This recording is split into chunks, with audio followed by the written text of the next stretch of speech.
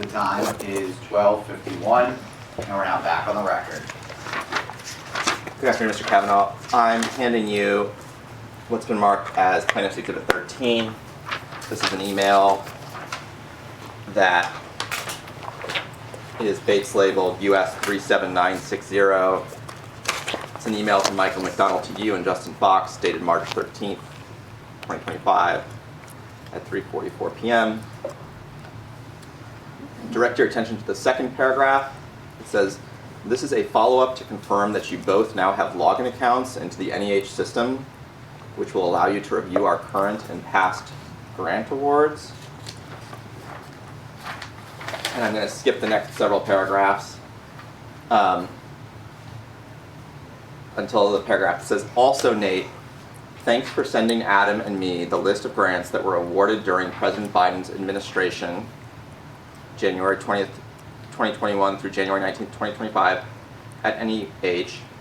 No rush, but whenever we can all find a time to meet, Adam and I did have some questions both about the list and about the summary conclusions you drew from it. So had you already expressed some summary conclusions to Mr. McDonald about that list of Biden administration grants? Not outside of the list we already reviewed, no. But as to the list that you already reviewed, you expressed some summary conclusions to Mr. McDonald about it? The list that we reviewed on the screen before break. Right. That's what we sent to Mike and Adam. So I think I understand. The conclusions that you drew, the summary conclusions, were reflected in the spreadsheet, is that what you're saying? Yes. And you didn't talk to him otherwise about those conclusions? No. Okay. Okay. Handing you Plaintiff's Exhibit 14. This is a document bait stamped US 50669.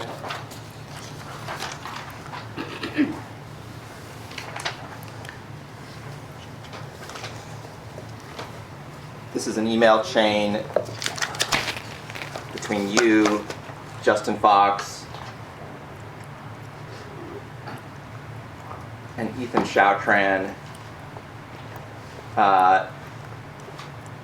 titled NEH Review, correct? Correct. Dated March 17th, 10:47 a.m.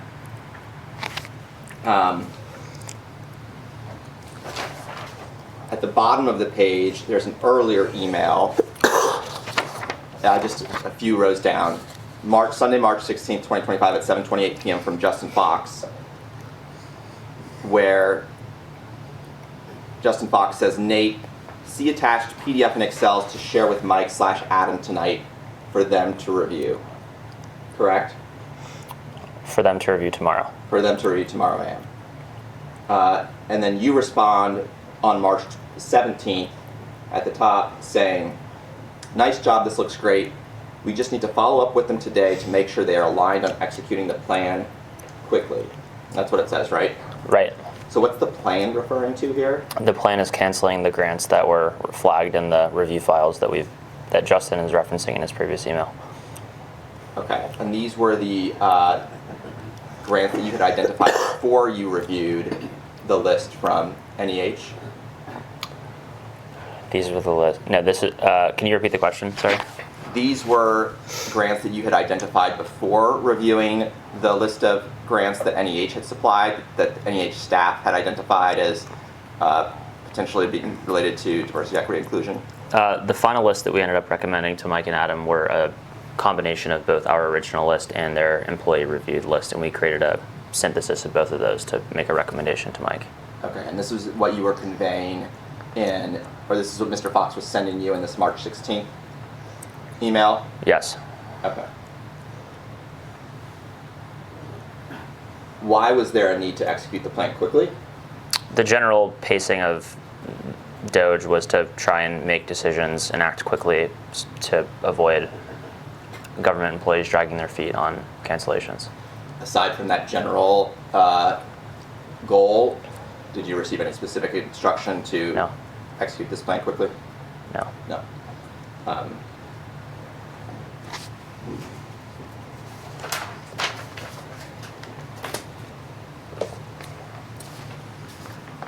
marking plaintiff's Exhibit 15.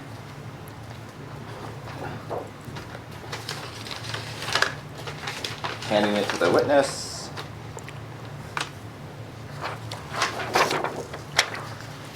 This is a document base stamped US 839.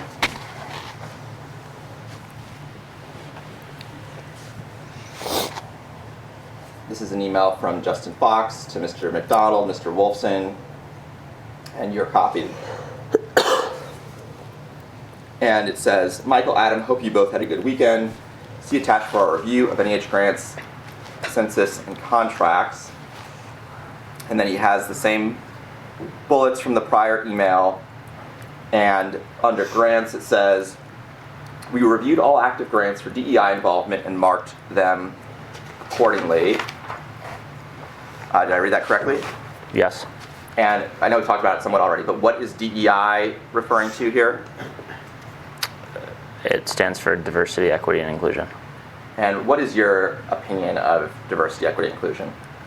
My personal opinion? Well, let's start with what does it mean to you? It means diversity, equity, and inclusion. Well, that's the label, but what do those words mean to you? It means making decisions on a basis of something other than merit. Okay.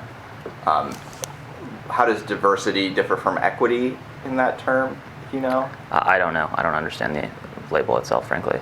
Okay. So to you, that's all it means, is any time a decision is made based on something other than merit, it is diversity, equity, inclusion. Objection. I don't know if I would make that broad of a characterization, but directionally, yes. How would you characterize it? How I just characterize it to you. And what is your personal opinion about diversity, equity, inclusion? In what context? In this context, in the context of federal grants having DEI involvement. Objection.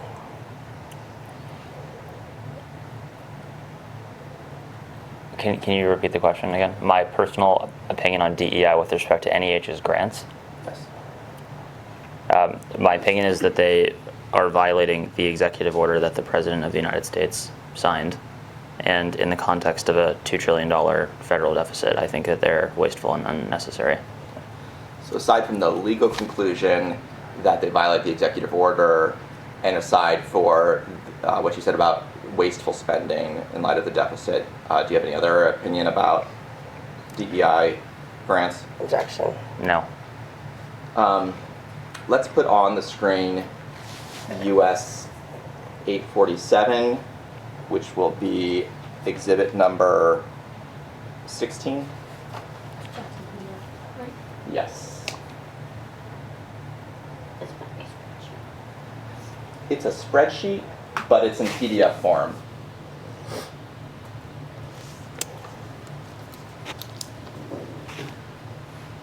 And I'll represent to you that this is the spreadsheet. This is one of the spreadsheets attached to this March 17th email. Does this look familiar to you? It looks like a file Justin would have prepared. So Justin prepared this. Yes. And then going back to the email that's in front of you. Sorry. Yep. It says page 1 is a summarized view of the grant details on page 2 to 89. That's what it says in the email. And then the email says grants are shown on pages 2 to 89 in descending order of dollar amount by division. Page 2 through 89 shows details for active grants which were flagged as having DEI involvement only. It does not show details for active grants without DEI involvement or grants which are expired. And then it says, please review the active grants flagged for DEI involvement and mark your decision in the column titled MLA-ACLS-AHA in the Excel. So if we could look at, this is page 2 of the PDF. There's a column that says DEI rationale. Do you see that? I do, yes. Can you zoom in a little bit, please? Zoom in? Yes. Yep. So I'll just read that first row. It says, NABS's project aims to create a national digital platform for boarding school archival collections, promoting collective efforts, engagement, and sustained involvement. That's what it says, right? That's right. Did you and Mr. Fox come up with this rationale? I believe Justin did. Can you go to the full description of the grant as well to the right? Sure.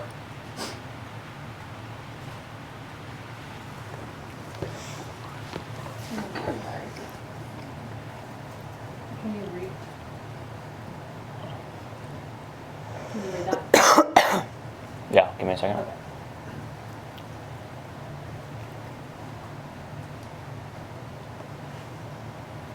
So you said that you believe Mr. Fox came up with the DEI rationale.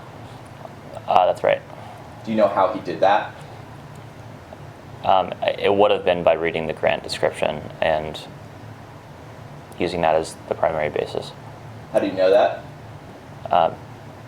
because that was well understood of how we reviewed grants at DOGE for DEI, is by reading them. That's something you talked to him about, Yes. and he told you that that's how he did it?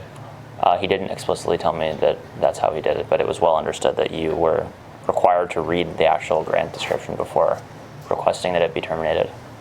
That's something that you required him to do? It was just well understood among the DOGE team and culture that if you're going to request that something be terminated or cut, that you had to thoroughly understand what it entailed before requesting that the agency head terminates it.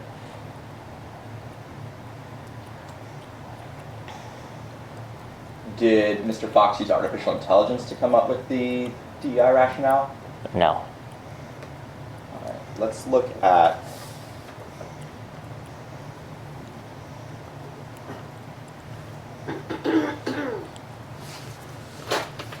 another document. This will be plaintiff 16. I think we can take this down. Wasn't that 16? That was 16, yeah. I'm sorry. This will be plaintiff 17.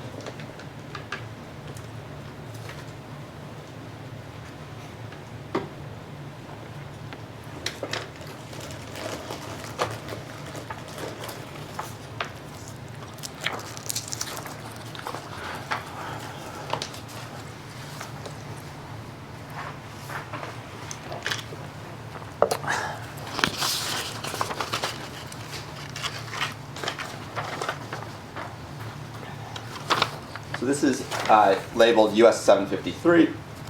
This is another email chain.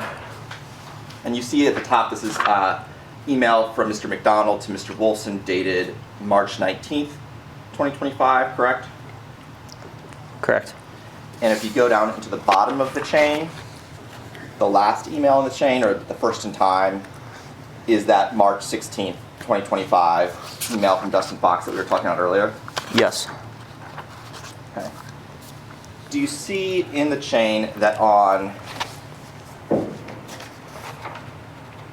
this is on the second page, Mr. Fox says, let us know when works best for a meeting tomorrow or Thursday to walk through this. Appreciate it's a lot of information, just let us know.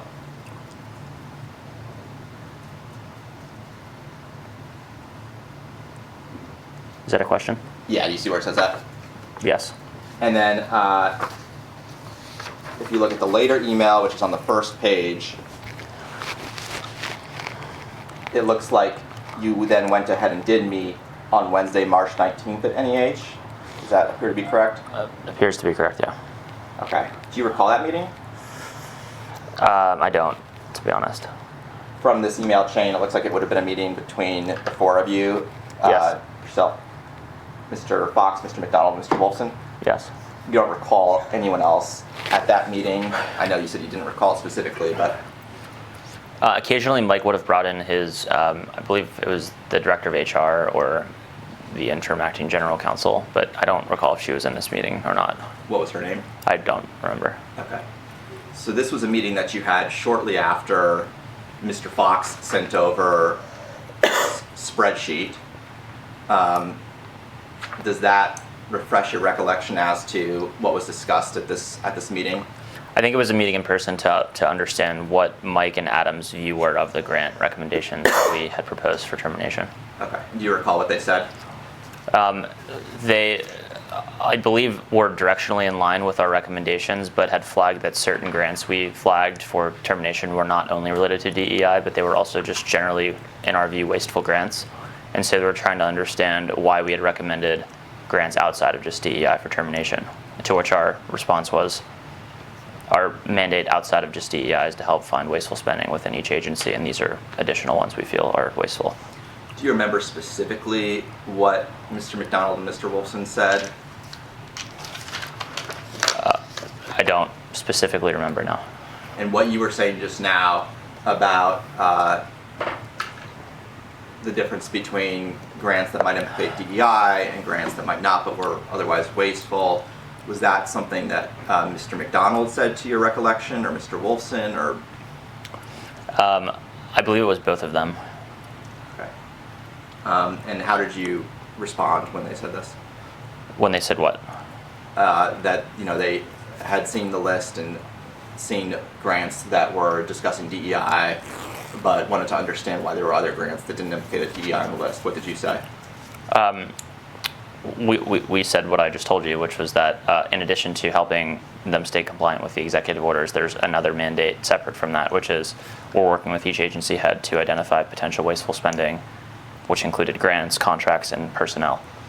And so extending beyond the initial scope, which was DEI, we then went a step further to propose an incremental set of grants that were also, in our view, wasteful. You said incremental. Do you have a sense of the scope offhand? I don't. Do you have a sense if it was the majority of grants, or? I really don't. It could have been 50-50, but I don't know. Okay. And what did Mr. McDonald and Mr. Wolfson say when you explained that? Broadly, they were in line with the idea of, for lack of a better phrase, wiping the slate clean with NEH's grants. Outside of the America 250 initiative and the Garden of Heroes initiative, which was a priority of the White House, they were open to effectively, they were open to the idea of cutting grants beyond just ones related to DEI. And you said, I think you used a phrase, wiping the slate clean. Was that something that you said, or something that they said? I think that's something Mike said. In the context of, yeah, it was something Mike said. Okay. You said that they were broadly aligned. Was there a sense in which they weren't fully aligned with the set of grants you had proposed?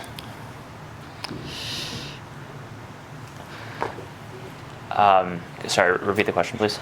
You, I believe you had said that McDonald and Wolfson were broadly aligned with your proposal. Was there a sense in which they weren't fully aligned, at least initially? I think the initial impression was that we were cutting a fairly large percentage of the outstanding grants during the Biden administration. Some included DEI, some didn't, and I think they were initially not surprised, but let's say surprised by the amount of grants we recommended for termination. And there was a little bit of a back and forth in terms of what the final list ended up being, but they ultimately were amenable to that idea. Do you have a sense of like the percentage of grants that you were proposing for termination at this time from the Biden administration? Was upwards of 70, 80, 90%? I'm sure we have the data, Sure. So I don't know. You can do the math, or we can do it together. Okay. Do you recall if there was a plan for next steps after this meeting at NEH? The plan was basically we left a list of recommended grants, contracts, You and what a list of recommended contracts? The plan was we provided them with a list of grants, contracts, and personnel that we recommended they review for termination. The ball was then in their court to review those lists, agree as a leadership team, and then come back to us with the next set of actions, which would have been to effectively execute the terminations. Let's go to the next document.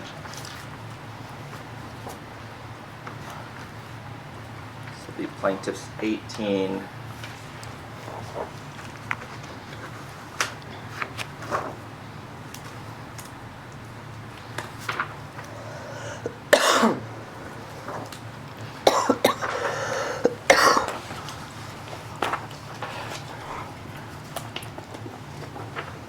document base stamped US 826.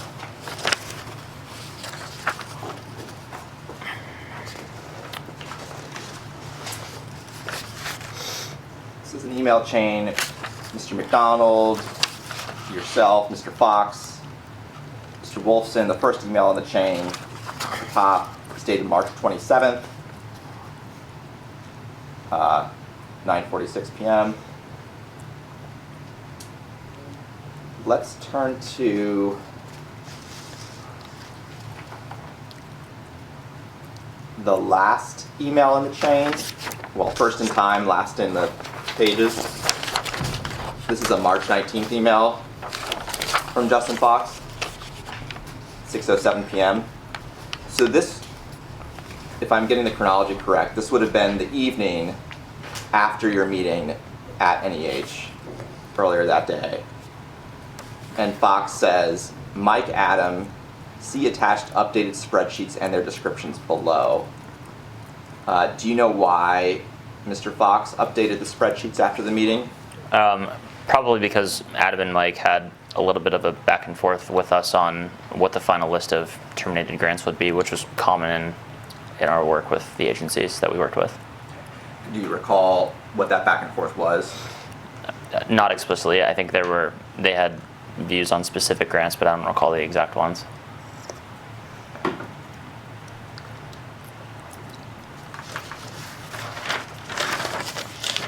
Later in the email, the last line, Fox says, let us know how the meeting goes with the board tomorrow.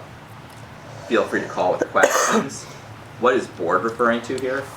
I believe it was the NEH council that Mike was responsible for leading as the new acting chair, which comprised of several members. I don't know exactly who they were.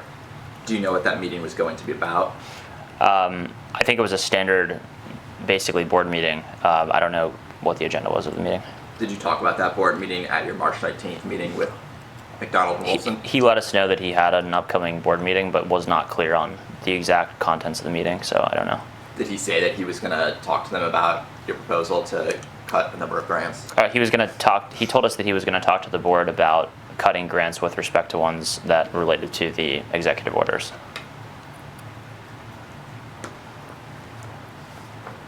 Going back to the first page of this chain,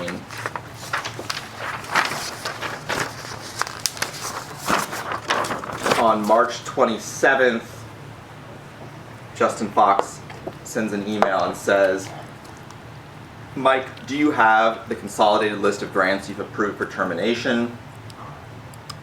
Let us know so we can be prepped for tomorrow.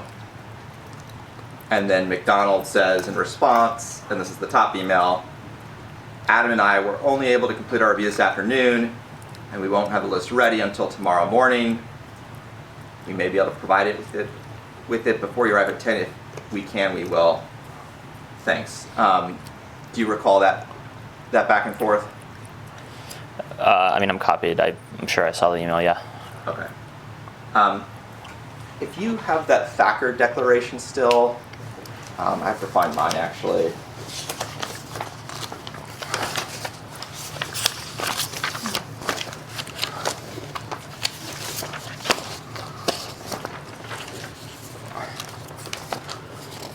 Yeah, you have it. You go to paragraph 13. Yep. Here McDonald says, on March 17th to 18th, I worked with NEH Assistant Chairman for Programs Adam Wolfson to conduct a further individualized review of the spreadsheets of open grants created by program staff.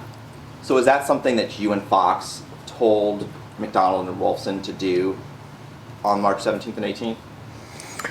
I don't recall explicitly telling them to review those. They were reviewing the grants that we had recommended for termination. And what did you tell him when you asked him to take a look at those grants? I think this was Justin telling him because he was running point on NEH for our team, but it was something to the effect of review our recommendations and let us know which you disagree with. And I know we talked about it some, but can you just say again what the goal was, or the guiding principle, or the criteria that you were asking them to apply. There were two guiding principles. One was through the lens of the executive orders that were signed with respect to DEI, preference, et cetera, the ones on the pages we've now referenced. The other was a list that we came up with, which at our discretion fell in the category of wasteful spending in the context of the broader deficit, and ones we felt did not align with America 250 initiative and the Garden of Heroes initiative. And here's the master list, review it and let us know if there are any that you'd like to keep. Did you provide any further gloss or instruction on what was meant by wasteful spending? No. What would you have expected them to do to determine whether something was wasteful? The two priorities that we know were to be kept were anything around grants related to the founding of the country, related to this America 250 initiative in 2026, and this Garden of Heroes museum that the White House was interested in building with NEH funds. So those were the cornerstones of what we knew to keep. Otherwise, everything was up to be evaluated for potential termination. Okay. We didn't recommend that, but that was the lens by which we were evaluating things through. Okay. Because those ideas, America 250th, Garden of Heroes, those were things aligned with the administration in your view? Yes. And anything else would fall into the category of wasteful? Not explicitly, but potentially, and subject to be reviewed. Okay. What would be a reason why something would be saved if it didn't align with those two viewpoints? Can we pull up the list of grants that were kept versus cut, and we can go through each one? I don't know if that's a great use of time, but we can. But does anyone come to mind right now sitting here? No, there were 1,200 grants roughly. Do you remember roughly how many were saved? I don't. Okay. A large percentage of outstanding grants were cut. Okay. We might come back to that later, but we'll leave it there for now. Okay. Back to the Thacker Declaration, which I think you have in front of you. Paragraph 14. He says, on March 19th, 2025, NEH CIO Bobley sent NEH Assistant Chair for Planning and Operations Pranita, Pranita, Raghavan, Raghavan, a final spreadsheet containing only those projects that I and Mr. Wolfson deemed to conflict with President Trump's executive orders. And then in the following paragraph it says, on March 20th, 2025, Mr. Raghavan, Raghavan, transmitted this list to the Office of Management and Budget as directed by the presidential executive orders. Do you know what, if anything, OMB did with this list? I don't know what they did with the list. Did you discuss this list with anyone at OMB? No.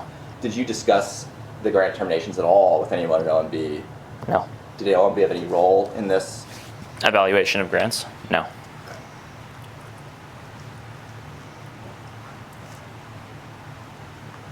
Next paragraph.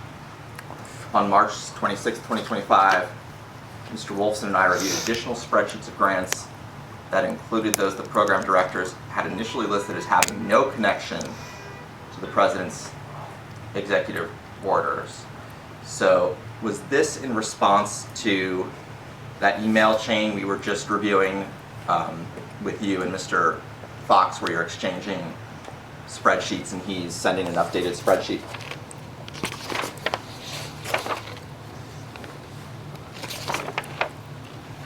I assume so, yes, but I want to find the exact email. Yeah, I assume so. It's all around the same time period, right? Yes. Okay. So you and Mr. Fox, or it sounds like Mr. Fox maybe, flagged grants that program directors had initially listed as having no connection to the president's executive orders. You flagged those for further review. Yes. Okay.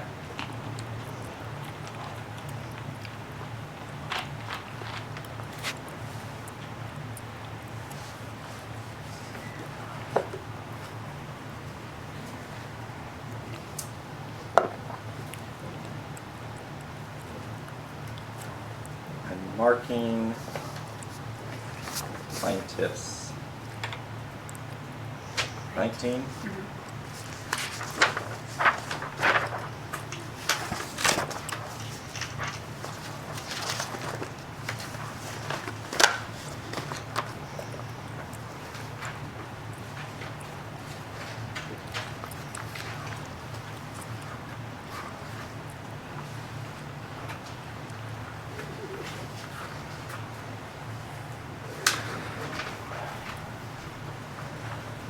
This is labeled AR10.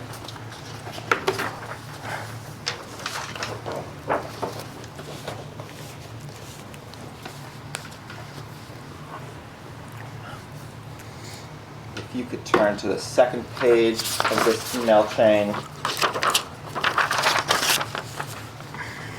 And I'm directing your attention to a March 28th email from Fox to McDonald and Wolfson, copying you. And this is March 28th, and Justin Fox says, Mike, Adam, thanks for the productive time today. So I take it there was a meeting on March 28th. I believe so. I may not have been present in that meeting. Okay. This was just a few days before the ultimate terminations were sent out on April 2nd. Yeah, I believe Justin attended that meeting by himself. Okay. Do you know why you didn't attend? I was busy with other agencies. Did you talk with Justin before the meeting? I don't believe explicitly, but I knew the status of the project with NEH, which was we were in the middle of determining what the final list of grant terminations would be. And what was the purpose of the meeting? To align with Mike and Adam on the final list. So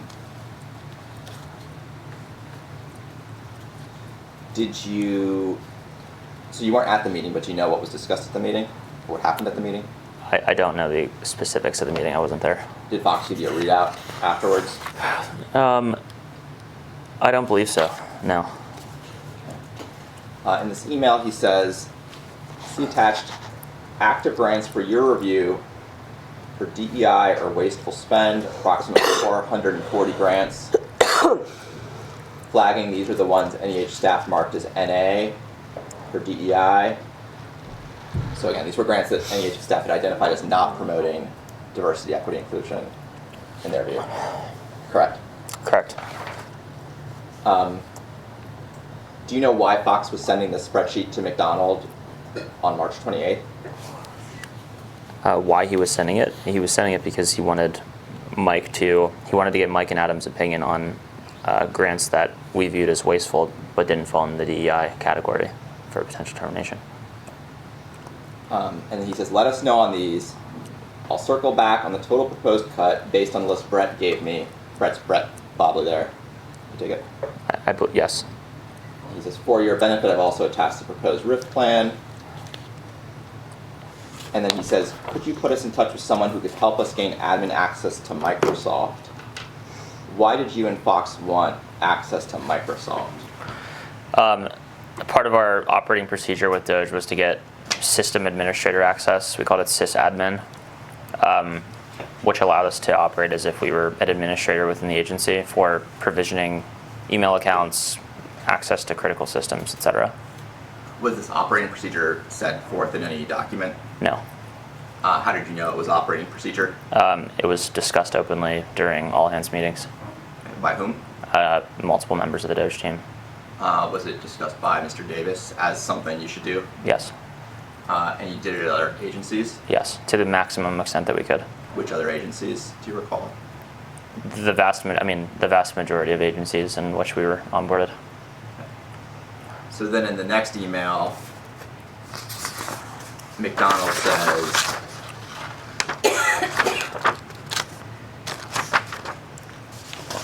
my understanding from our Friday meeting was that the idea was to check on whether employees were logging into their email accounts on a regular basis, but if I misunderstood what you needed, please let me know. So it sounds like McDonald did misunderstand the purpose of logging in, right? I don't think he misunderstood. I guess I don't know. Well, you said that the reason you were asking for control. Could you say it again? Why you were asking for control of the Microsoft account? Yeah, it was mostly in the context of conducting RIF plans. We needed to see which employees were actually logging into their accounts for usage, which employees were engaged, which weren't. And it was also important if we needed to make changes to anything within the agency with respect to user accounts that we could do so without having to rely on a CIO figure like Brett. Okay. Was it also for purposes of terminating grants and contracts potentially? No. So it's unrelated to that? Yes. Okay, it was more focused on RIFs. Yes. Okay. In NEH's case, they had a completely separate system for provisioning grants. What was that system called? I don't remember. Brett Bodley was the administrator of it. Yeah.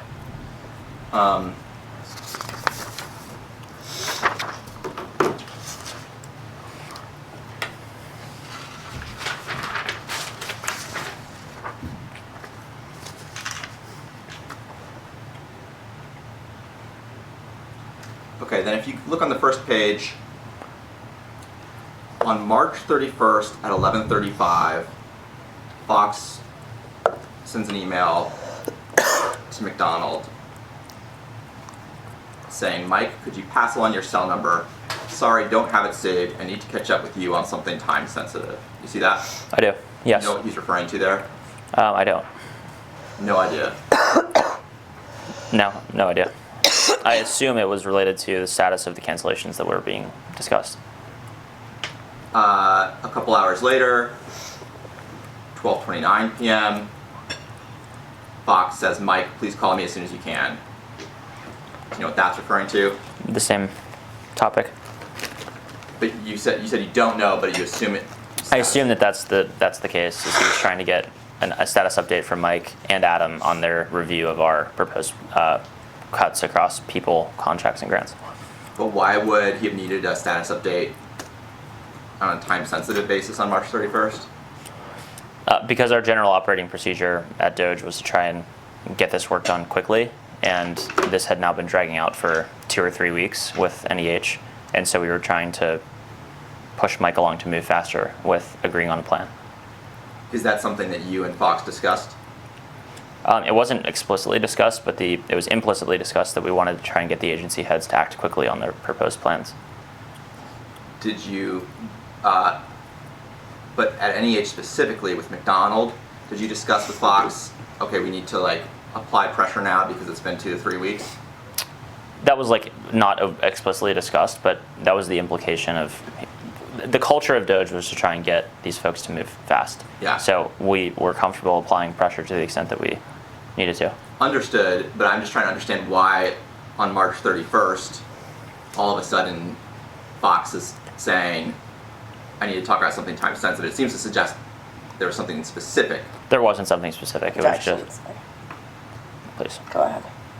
There wasn't something specific other than us applying pressure to get Mike to act on this plan. And is that something you and Fox discussed before he sent the email? I don't believe Justin and I discussed it. So your best understanding is that Fox just all of a sudden at 11:35 on March 31st thought, I'm going to call Mike, I'm going to email Mike and say I need to talk to you about something time sensitive, but it was just to apply pressure to make him move more quickly. Yes. Objection. And what's that understanding based on? The broad operating procedures of DOGE, of which I've done the same thing in other agencies. Can you provide an example?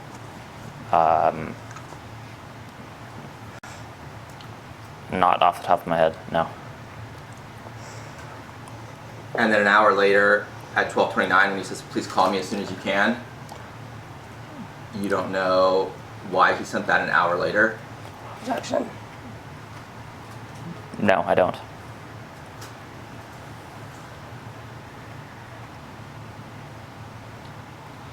You think it was just the same, that he was just trying to get McDonald to move quickly? I mean, this is just less than an hour later. Right. Objection. But our initial meeting with Mike was on Wednesday, March 12th, so 19 days later, in the context of DOGE, would have been almost 3 weeks of trying to align on a list of grants to terminate that effectively had not changed materially over the course of the beginning to the end. And so we were trying to push Mike to move faster on the plan because it had been almost 3 weeks. So nothing happened, though, from March 30th to March 31st, from 11:35 to 12:29 p.m. Nothing happened besides the passage of time, is what you're saying, to lead to this email. Objection. Yes. All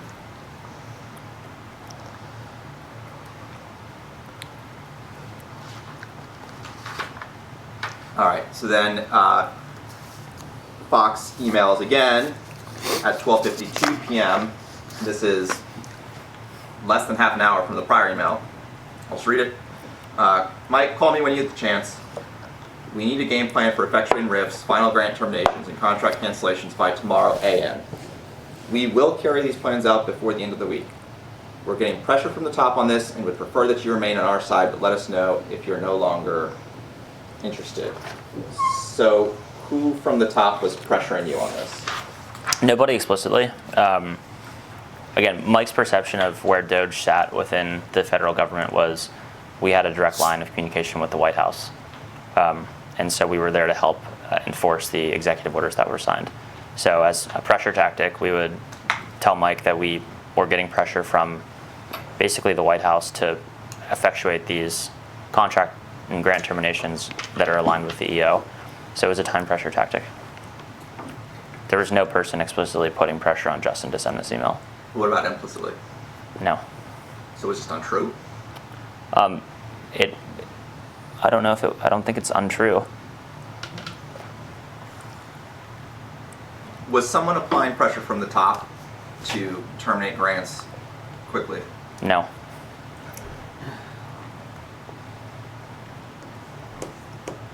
The top pressure in the backdrop of our work at NEH was there were EOs signed relating to terminating grants related to DEI initially. So we could use that as a backstop to apply pressure to Mike to move quickly on a contract and grant cutting plan. Was anyone at the White House involved in grant terminations at NEH? No. Never communicated with anyone from the White House about that? About grant terminations? Yeah. No. And when I say the White House, I mean the White House and all of its components, Executive Office of the President, OMB. I believe Justin Imonetti, who was a DOGE lawyer, who I believe was onboarded by EO, the Executive Office of the President, he would have been involved in the course of our work, just basically making sure that it was, that the work we were doing was approved. Did you discuss this specific email with Mr. Fox where he says we're getting pressure from the top? No, I did not. Didn't message with him about it on Signal that he was going to do it? No, we would have been working in the office together at GSA and verbally saying we need to get Mike to move quickly on this plan. Okay. And your strategy for doing that was just like making up this sense of pressure, emailing every hour or so until he responded? Well, as you can see from the emails, this has not happened previously in the 3 weeks we've been working with NEH. So it wasn't used frequently, but when it had been going on for 3 weeks and we'd not heard an update from Mike, we were applying more pressure to get him to act on the plan. Yeah. Did you say, let us know, or Fox says, let us know if you're no longer interested. Did you have some sense that McDonald, wasn't interested in the terminations anymore? I don't believe so, but the nature of their communications with us had slowed down relative to prior weeks, and so we wanted to make sure that he was still on board with carrying out this termination plan across not just grants, but also the RIFs and contracts. You say Fox says would prefer that you remain on our side. Do you know what he meant by that, by on our side? I think just aligned with the White House's agenda and following the EOs. Our side is, I don't think he was referring to an actual side per se, but it was the broad concept of, are you going to comply with the executive orders or not?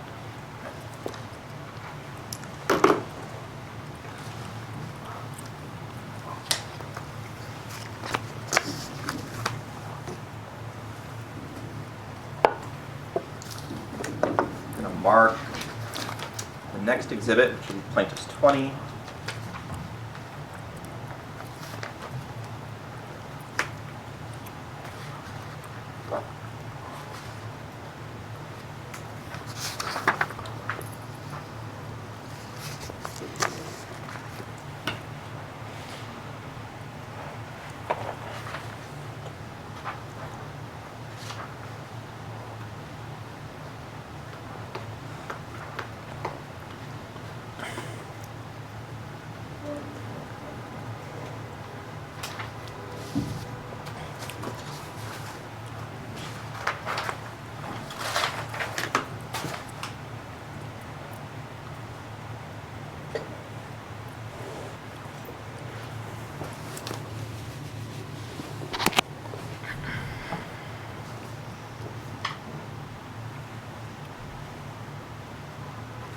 might come back to some of these, but I'm just going to skip ahead a bit.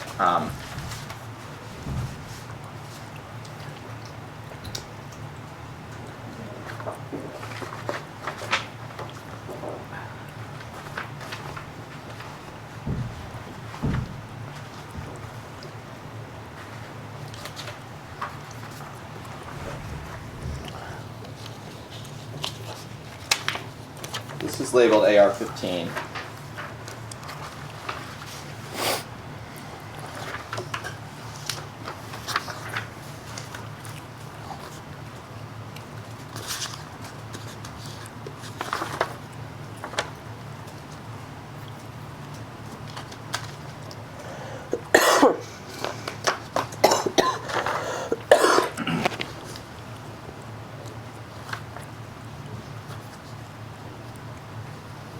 Okay, so I want to direct your attention first to this March 31st, 11:52 p.m. email from Mr. Fox, where he's emailing Beth Stewart and Brett Bobley. He says, "Hope you've been doing well. Could you please send us an eGMS poll containing the below columns tomorrow on active grants? Appreciate the help. Let us know where you have any questions," and then he lists the specific columns that he's looking for. You're copied on this email. Why were you and Mr. Fox requesting this information late at night on March 31st? Well, we worked late at night the entire time of DOGE, so that's not atypical. But we were asking for a pool of their data from eGMS, which is their grant system, and we're cross-referencing that data with what we were getting from USA Spending to ensure there were no discrepancies in what we saw versus what they had as their source of truth. Okay. It was an extra step of accuracy. Okay. That's it? Yes. Because you had exchanged a number of spreadsheets previously. We've talked about some of them. Spreadsheets that NEH staff had put together, spreadsheets that you and Mr. Fox had put together. The reason why you were asking for this information now was to confirm the validity of that information with the USA Spending, with the NEH information. You'll have to ask Justin. I believe that's what he was getting at here. It's just to do a final cross-reference on the accuracy of, and frankly to make sure we had a complete list of all grants because we were getting close to executing these terminations. Okay. Did you have a sense at this point when you had hoped to execute the terminations? We didn't have a specific date in mind, but the general goal was push for as soon as possible. Had you discussed that with Mr. McDonald and Mr. Wolfson? It was very clear that we were trying to execute it ASAP.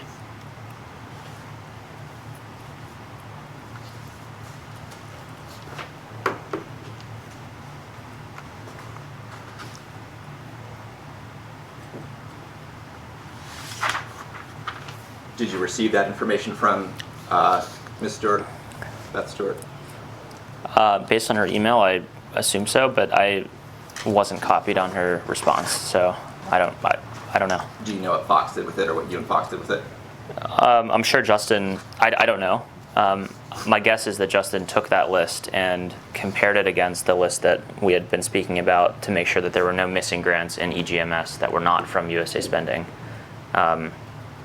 You'll notice in Beth's email it says there are often common to have small differences between eGMS and the USA Spending records. So again, Slow down a little bit. sure. Common, you'll notice there are, The email says it is common to have small differences between eGMS and those records found in USA Spending. So he was cross-referencing the list to ensure just thoroughness in our work before we had a final list of grants for termination. And to generate that final list of grants for termination, did you use this list that Beth had sent you, or some other list? You'll have to ask Justin, but my sense is that we had a master Excel file which included both the data from USA Spending and the data from eGMS. There was likely, you'll have to ask Justin, a very small discrepancy in what was in those two systems, and to the extent that we were missing one, we evaluated those through the same criteria and then put it into a master file for them to sign off on their termination. So Mr. Fox generated the final list? Yes.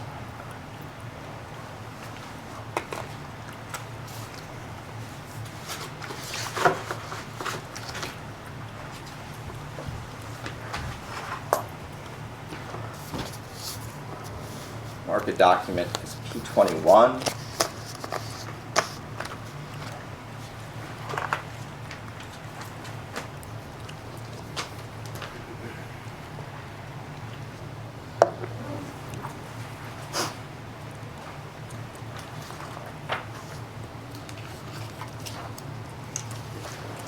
This is labeled AR21.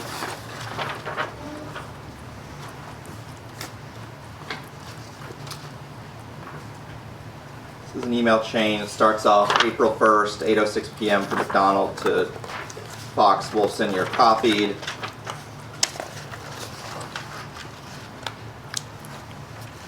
Direct your attention to the first in time email in the chain sent from McDonald to Fox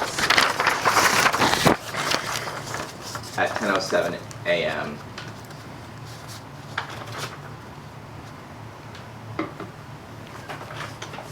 I'm going to read a good portion of this just as a background for questions, so you'll indulge me. Start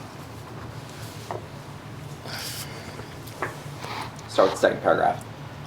As you know, after our staff reviewed all the awards made over the past 4 years and rated them high, medium, or low in terms of promoting DEI, Adam and I carefully reviewed the staff's work over 2 full days and sent you that first spreadsheet, which we feel very confident about.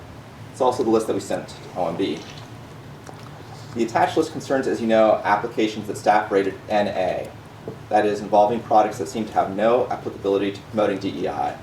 And we feel much less confident about it.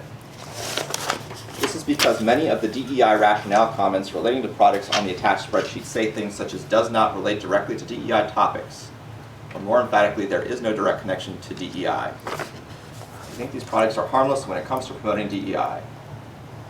But in the interest of time, because we know you want to move quickly, I assume he meant, we didn't give these applications the individualized consideration that we did to those in the first spreadsheet. Accordingly, we only explicitly initialed a few important projects, such as the papers of George Washington, whose cancellation would not reflect well on any of us. And the same could be said for many other listed projects. It would take too long at this point to review the NA list appropriately. Therefore, our recommendation is that wherever the DEI rationale on the spreadsheet makes clear that there is no DEI component to the project, there is no justification for canceling the project's funding, and you should allow it to continue. Who decided to reject that recommendation from Mr. McDonald? Objection. Who decided to reject what recommendation? The recommendation to save projects listed as NA, for which he says there is no justification for canceling the project's funding. I don't understand the question. So Mr. McDonald here is saying in this email that there are projects that NEH staff have flagged as NA, meaning not applicable for DEI. And he says, our recommendation is that wherever the DEI rationale on the spreadsheet makes clear that there is no DEI component, there is no justification for canceling the project's funding, and you should allow it to continue. That's their recommendation. Who rejected that recommendation? Objection. Justin and I both rejected that recommendation because if you read his last paragraph, that's why. Yeah, let's look at that last paragraph. So he says, just the last sentence, either way, as you've made clear, it's your decision on whether to continue funding any of the projects on this list. I meant the sentence before that.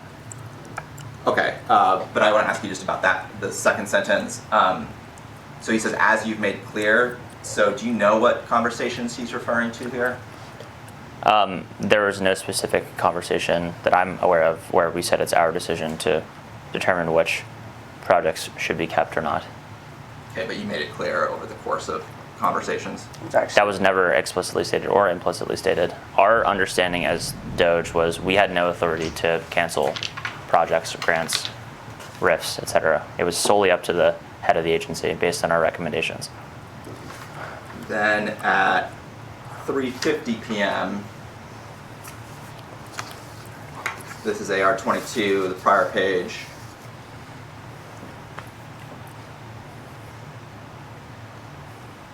Fox responds. He copies you.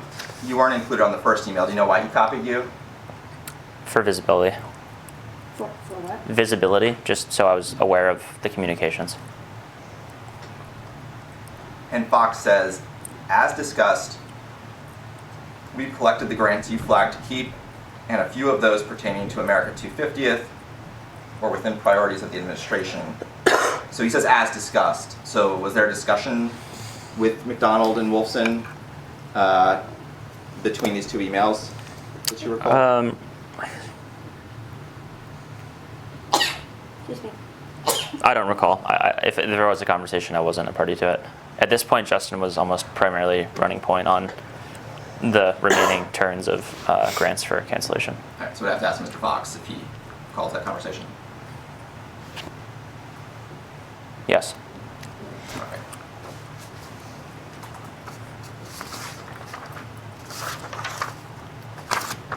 This might be a good time for a break, 10-minute break. The time is 1:48. We're not going off the record.